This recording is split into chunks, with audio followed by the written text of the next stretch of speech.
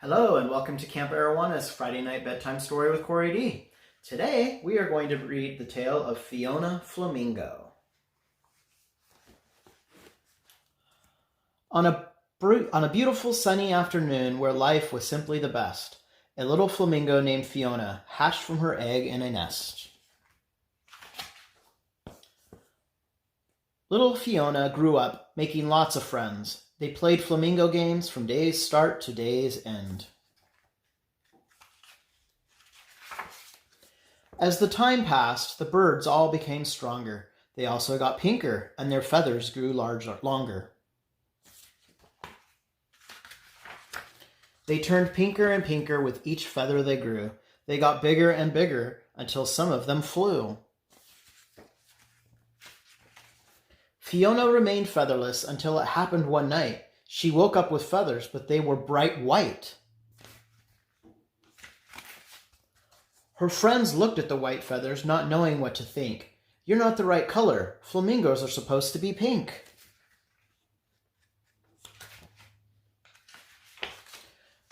With everyone shouting, Fiona began to get scared. She looked at her feathers, and then she looked at theirs. "You don't have to be so loud, and please don't make a scene." That's when Fiona started shaking and her feathers turned to green. When her friends saw the change, they squawked louder and meaner.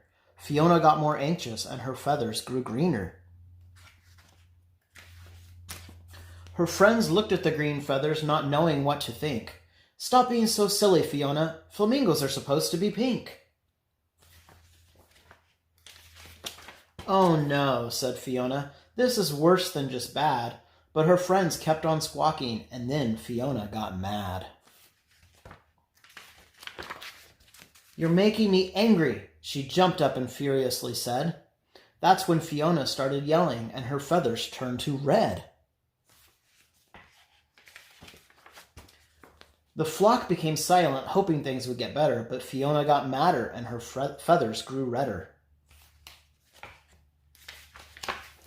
Her friends looked at the red feathers, not knowing what to think. "Don't you think you should calm down now? Flamingos are supposed to be pink."